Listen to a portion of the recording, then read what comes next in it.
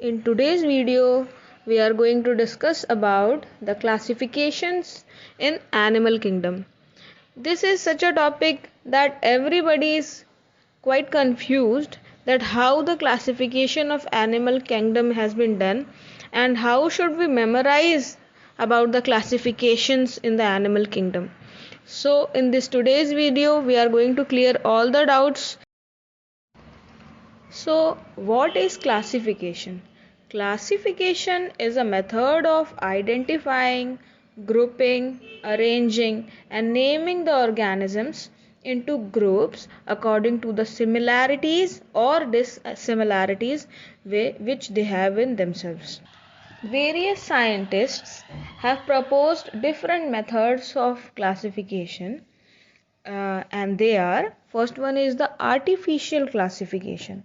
This has been proposed by Linnaeus, and in this type of classification animals are classified according to the basis of their physical characters or the morphological characters, such as the numbers of stigma or style a flower will have, or according to the habit or habitat of that animal.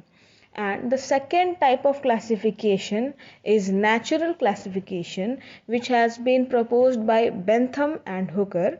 And in this type of classifications, the animals has been grouped on the basis of their morphological and as well as their anatomical characters. That means the physical outer characters as well as the characters which are present in them interiorly, like the anatomy, the type of heart it has, closed or open, according to that, for an example. Now, the third type of classification is the phylogenetic classification.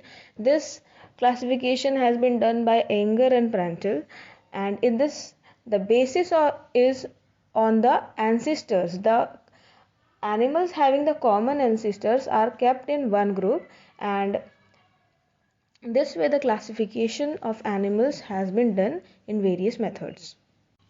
Now let's talk about the levels of classification.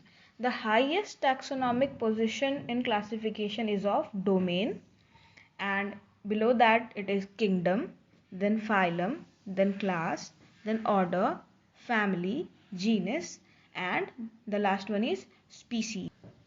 Now, the animals have been classified into five major kingdoms, and they are: the first one is animal kingdom, the second one is the plant kingdom, the third one is the protista kingdom, the fourth one is the monera kingdom, and the fifth one is the fungi kingdom. Previously, fungi was also considered as plants, but after Whitaker's theory, kingdom fungi has been created. Let's talk about animal kingdom. This kingdom Animalia is the most evolved kingdom out of the five classified kingdoms.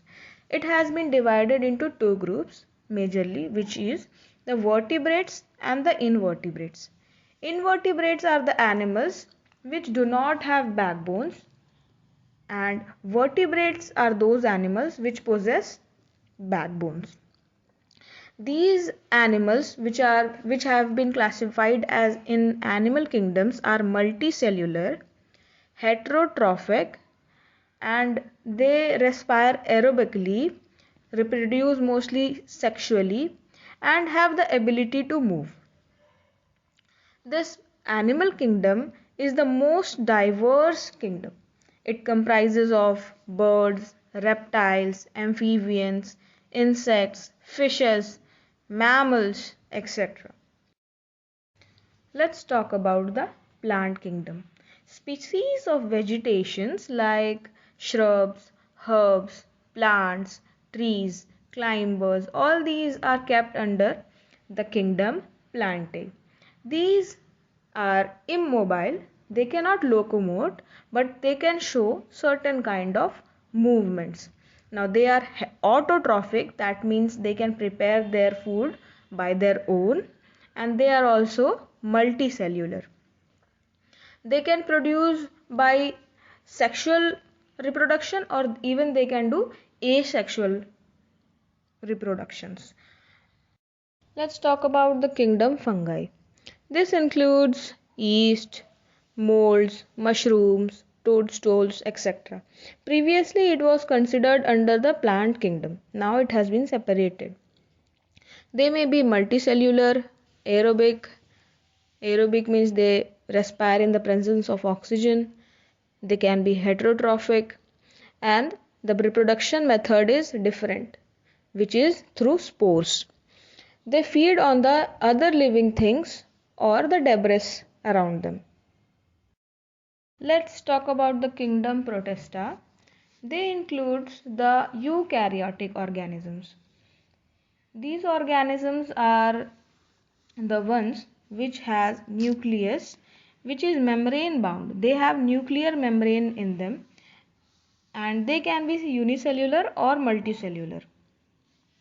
This group is the most primitive of the eukaryotes, and all the other groups are the descendants of this group.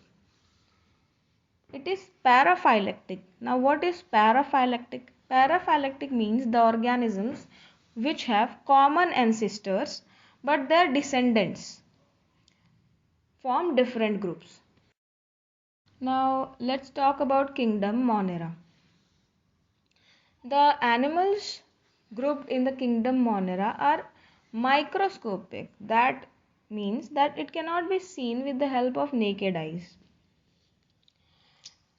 It has archaebacteria, and they are present in all the habitats. That means they are ubiquitous.